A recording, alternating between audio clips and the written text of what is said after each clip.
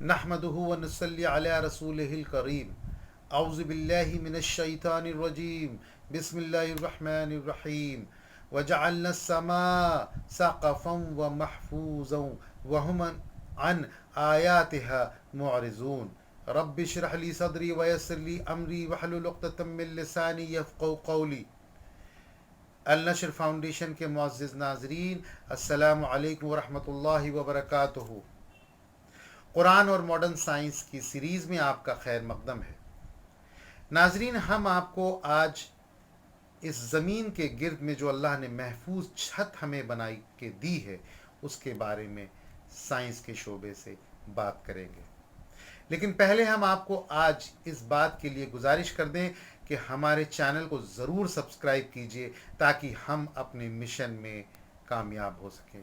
और हमारा मिशन है उम्मत मोहम्मदिया को जोड़ना और उसको तरक्की की राह पे लेके आना। नाज़रीन, हम आपसे बता रहे थे कि किस तरीके से कुरान में आसमान को एक महफूज छत बताया गया है। ज़रा इस पे आप गौर करें कि आज आप अपने कमरे में नहायत इत्मीनान से बैठे हुए हैं और खला में, स्पेस में न जाने लाखों मेट्योर्स, जिसको हिंदी में उल्का पिंड और उर्दू में अलका कहते हैं, ये लाखों करोड़ों की तादाद में हमारी ज़मीन की तरफ गिर रहे हैं। लेकिन फिर भी हम महफूज बैठे हुए हैं और हमें कोई भी नुकसान नहीं होता। इसकी वजह यह है क्योंकि हमारे ज़मीन के चारों तरफ एक एटमॉस्फेयर है, और ये एटमॉस्फेयर जो कि हिंदी में वायुमंडल और उर्दू में इसको माहौल कहते हैं, यह एटमॉस्फेयर तकरीबन 10,000 किलोमीटर ऊंचा हमारी ज़मीन के गिर्द में एक गैसेस की लेयर्स का बना हुआ है। ये एक ट्रांसपेरेंट स्ट्रक्चर है, लेकिन ये हमारे लिए स्टील की शील्ड की तरह काम करता है। जब ये उल्का पिंड, मेटियोर, जब हमारे इस एटमॉस्फेयर में दाखिल होता है तो एटमॉस्फेयर की गैसेस पे बहुत ज़बरदस्त दबाव पड़ता है, जिसकी वजह से वहाँ का टेम्परेचर बढ़ता है, और जब टेम्परेचर बढ़ता है तो ये मेटियोर गर्म हो जाता है और ये चमकने लगता है। हमें नाज़रीन अक्सर ये चमकते हुए अपने आसमान में मेटेओर्स दिखाई देते हैं, लेकिन जब ये चमकते हैं तो इनका टेम्परेचर बढ़ने से इनमें आग लग जाती है और ये आग में जलते हुए रहते हैं, और ज़मीन में आने से पहले पहले ये पूरी तरीके से ख़त्म हो जाते हैं। ये इनसे हिफाजत करने का एक कुदरती तरीक़ा है जो अल्लाह ने हमारे चारों तरफ एक शील्ड, एक एयर की शील्ड बना के रखी है। इसके अलावा नाजरीन, जो अल्ट्रा वायलेट स्पेक्ट्रम से जो शुआएँ निकलती हैं वो भी हमारी ज़िंदगी के लिए बहुत मुज़िर हैं। यह हमें बेहद नुकसानदेह हैं, लेकिन यही माहौल हमें इन अल्ट्रा वायलेट स्पेक्ट्रम से निकलने वाली इन शुआओं को और रेडियो वेव्स को, उन्हीं वेव्स को पास करता है जो हमारे लिए महफूज हैं, जो हमें फ़ायदा पहुंचाती हैं। और ये रेडिएशन हमारी ज़िंदगी के लिए बहुत ज़रूरी है, नहायत ज़रूरी है, क्योंकि ये अल्ट्रा वायलेट रेज़ जो हमारे ज़मीन पे पहुँचते हैं, ये हमारे प्लांट यानी हमारे वनस्पति के लिए फ़ोटोसिंथेसिस के प्रोसेस के लिए नहायत ज़रूरी है। फ़ोटोसिंथेसिस वो प्रोसेस है जिससे ये प्लांट्स अपने लिए खाना बनाते हैं। साथ ही साथ नाज़रीन, हमें इस बात का भी समझना है कि जब ये इंटेंस अल्ट्रावायलेट रेज हमारे एटमॉस्फेयर में दाखिल होती हैं तो ओजोन लेयर की जो गैस है वो एक छन्नी की तरह काम करती है, और इन इंटेंस अल्ट्रावायलेट रेज को छन्नी की तरह काम करके इसको बहुत मामूली और इस तरीके से माफ़त कर देती है कि ये इंसानी मखलूक के लिए या ज़मीन की मखलूक के लिए ये फ़ायदेमंद हो जाए। नाजरीन, इसके अलावा जो ज़मीन पर एनर्जी है उसको भी बाहर ले जाने से रोकती है ताकि ज़मीन का एक टेम्परेचर मेंटेन हो सके, क्योंकि स्पेस का जो टेम्परेचर वो -270 डिग्री सेल्सियस है, ये बाहर की ठंडक को आने से रोकता है और ज़मीन की गर्मी को बाहर जाने से रोकता है, और ज़मीन के इर्द गिर्द चारों तरफ एक यूनिफॉर्म टेम्परेचर मेंटेन करने की इस मदद करता है। जिस तरीके से पोलर रीजन्स के ऊपर नहायत ठंडक है اور ایکویٹوریل ریجن کے اوپر ایک گرمی کا ماحول ہے. اس وجہ سے یہ ایٹماسفیئر گرم ہواؤں کے ماسز کو اڑا کر کے یہ لو پریشر ایریا کے پہ لے جاتا ہے، جس سے ٹیمپریچر کو مینٹین کرنے میں آسانی ہوتی ہے. اس کے علاوہ زبردست چیز ایک آپ کو اور بھی بتانے کے لیے ناظرین ہے کہ وان ایلن بیلٹ جو کہ میگنیٹک فیلڈ سے تیار ہوتی ہے، یہ بھی ہمارے لیے ایک شیلڈ کی طرح کام کرتی ہے. یہ وان ایلن بیلٹ جو کہ ہمارے لیے ایک شیلڈ کے کس طریقے سے کام کرتی ہے، اس کو سمجھنا ہے کہ ستاروں سے اور سورج سے جو ریڈیشن ہوتا ہے وہ ہمارے لیے نہایت خطرناک ہے.